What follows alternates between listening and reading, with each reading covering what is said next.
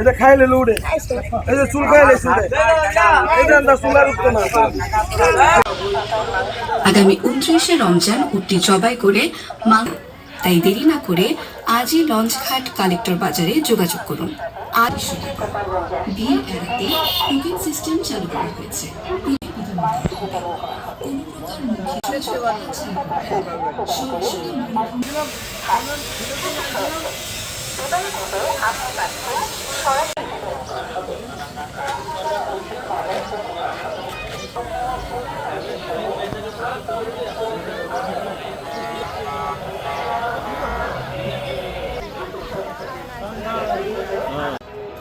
আমাদের রোহান ঘাস খাওয়াছে উঠকে।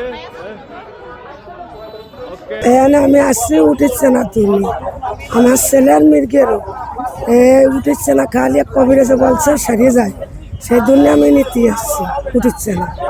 এখানে আসছি গোপালগঞ্জে, আসলে এটাই প্রথমবার, আগে পরে তো কখনো দেখি নাই, কিন্তু আগে পরে এরকম কিছু শোনাও যায় না বা দেখিও নাই যে কেউ উট আনছে বা কেউ বিক্রি করছে বা কেউ কোরবানিতে জবাই দিছে বা ঈদে আনছে। তো এটাই প্রথমবার, যাক ভালো লাগছে, এত জনগণ সবাই দেখতে আসতেছে, খুব মানে বাচ্চারা দেখে খুশি হচ্ছে, জনগণরা মহিলারা যারা আছে সবাই একবার হলে আসতেছে, মানে গোপালগঞ্জে একটা উৎসব মুখর পরিবেশ হয়েছে, বিষয়টা আসলে আনন্দদায়ক। السلام عليكم، شلونكم شباب؟ والله زينين، والله انا وين موجود بنغلاديش، وين مكان قبالغونج، والله شوف هسه هذا وين، هذا جمال، والله انا اشتري الجمال، والله هذا قص، والله تعال انا تتبيع من تريد، والله تعالوا اشتري، هذا بلاش عليك، والله দর্শক বন্ধুরা এখন আমি কোথায় আছি জানেন? কই ভাই? গোপালগঞ্জ। গোপালগঞ্জবাসীর জন্য দর্শক বন্ধুরা আমাদের খামারের সবচেয়ে সুন্দর এবং শিক্ষিত ভদ্র উটটিকে নিয়ে আসছি আমার ভালোবাসার ভাই বোন এবং চাচা চাচিদের জন্য। দর্শক বন্ধুরা, যাদের স্বাদ আছে কিন্তু সাধ্য নাই, এই উট একমাত্র মরুভূমিতে পাওয়া যায়।